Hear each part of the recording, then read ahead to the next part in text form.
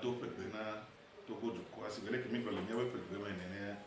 il y a lesquels il y a Togo aussi et les nibe ne mi la souhaité veut alors mi a do pegna nibe amoko na mi le boya le Togo amujo mi ma na ngase ga no blo joyeux Noël au meilleur vœu santé et prospérité quoi to voir ne peut me leçon nous kenan ne peut me leçon amoko la sikiadia wa wena na mo gbejo ko mi ave vu okeke o ve me wa ye ma gba blobe le to mon papa di le dogbe na Togo vi okeke kudo diaspora togolaise wa le toji e doko le wele pelolo nya to nya ona nya no e doke Togo vi o le wo kudo nya be diaspora le wa e doka re be nya mo lo nya mo so nti donc on le dogbe na o et veut que la signe wa chance veut ni be régime ya nejo for nya singbe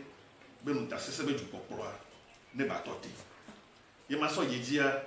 le dogbe na amoko ni leader de l'opposition ni ma ngombe ni atogbe monseigneur Podjo et la funya me fier et titi mi nya be le gbeji va ma auto hono la play ame sisi beni kaka ba trova Togo du kwame so ye dia ma dogbe na ni atogbe papa Godwin tete ajalogo que nous anniversaire et semaine yami et nous les bien seulement auto hono bobe ne ne agbedidi ne ba no agbele mi abo ba pot totro que dit et toi qui dit royo to so gakime ko usiva no so limpio ba boy que boy ba chole mi abo donc à m'englober nous faut ya fua et en entendant nous pour lui et ya muni de peu donc à nous be mbasena mi be comme pour nous pour le ko agame vana mi faut na fo et ça est obion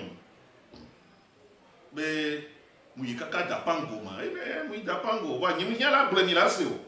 quand bien même image jaune afio wa nyi mia la bleu bi kudo mi avec pour mi dapango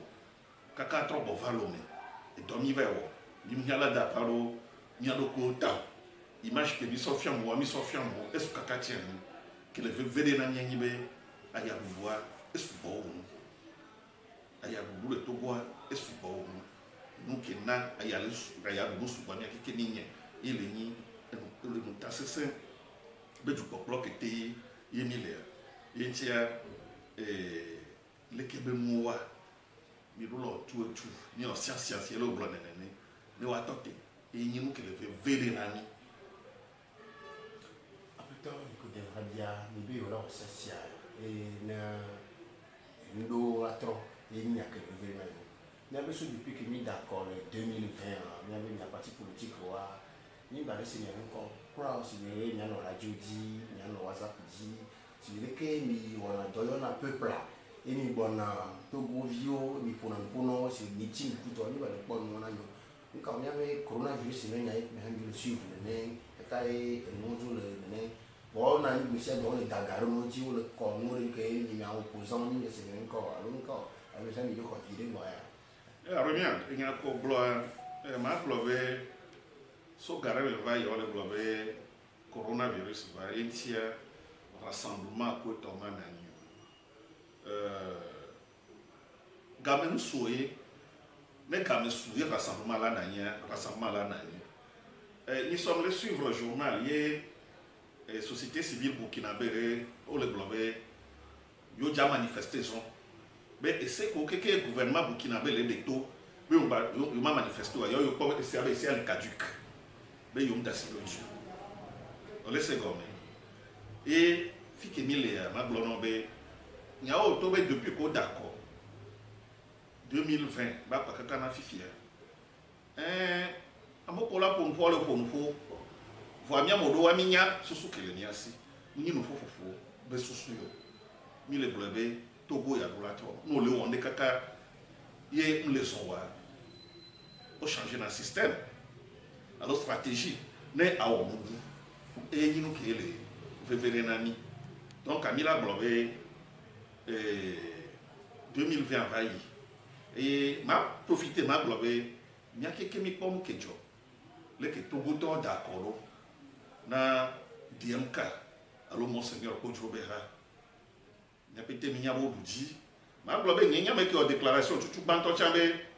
obudi. Mais pouvoir on te on le va donc la wadi. Donc on m'a globé et yo keke les fiombe a me kola se pe adia nya kotata benya. Il y a la sorte de ojo. On a un rapport de force et résistance, un tonton et 98 j'ai Christ Olympio nous dit après 98 Boba Kitani elle nous dit à l'homme d'Adia 2010 Jean-Pierre Fabre elle nous dit à l'homme d'Adia 2015 Fabre que vous dit à l'homme d'Adia. Ok.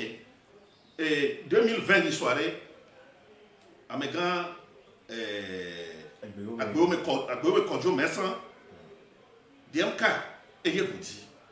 mais pas moi quelqu'un là va m'imiter le pouvoir m'imiter le pouvoir donc et tu veux on a mon mitro mounia et tu veux on va même couvrir là-bas t'as comme pays là nia on soubenu pouvoir en tochania et nia m'a profité ma tourna pouvoir ba mon be wa nia ngira ben de comme l'éternel là qui amo et ko le okeke moi de comme l'éternel de le ko be olon o ja jojo ya e ko le jinao Kenya le glorifie, il y avait tout go violé à fiole le boutamé. On va y avoir mais c'est une solution. Il faut créer la résistance sur le terrain. C'est ça. Et que Bawara Glova il va 19 août là-bas na yo mais Edaji monsieur Ouro Bentina obe le 19 août 2017 man na yo peut-être 5 octobre 2022, alors 23, elle a été magnifique. Donc, on l'a dit. On l'a compté, avec l'armée, on dit, mais l'armée est toujours ici. Armée, Togo Vioni, ni Soko ou Majuba, au Sokone, tu dois venir à Togo Vio, à Togo Vio Sojao, matin, tu dois en haut. Même à beaucoup l'armée, on y Majuba, avec tu me tords, c'est moi là, je matin George on nya ototova de nyato nya wona nya no ne nya ototova nyato nya wo for nya singbe ne nyi de nyato abutame et viole ici va sauver viobe honneur quoi va venir elle a été on que kire ko le Bénin elle a été on que rendre sur le Ghana ba ni père de la démocratie les Togo alors d'Agia ba ni père de la démocratie les Togo si bo anani be yo kan lo tuji yo kan lo ewe armée dit you are not zikedi klololo aode nyanglo na be ne galasinya galasinya on no ba pan ko ma de ojo ho parce que ne nous pas les dia et nous pas fone ne nous pas les dia nous pas ba no wole on les violer le constitution gasia game on les ose barabaro gasia game on les illégal on les illégitime on peut bien se soumettre à non pas du tout. Il m'a été soumettre maintenant. Kaka me pour poids pour les deux prisons. Il y a envie au Moulou le fond et les prisons.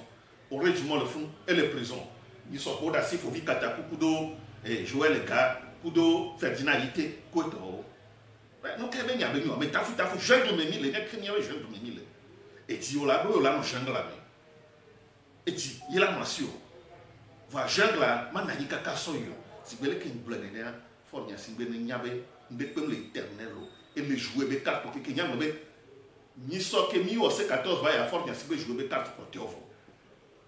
Donc en blevai même les deux bena opposition leader bon leader au quelque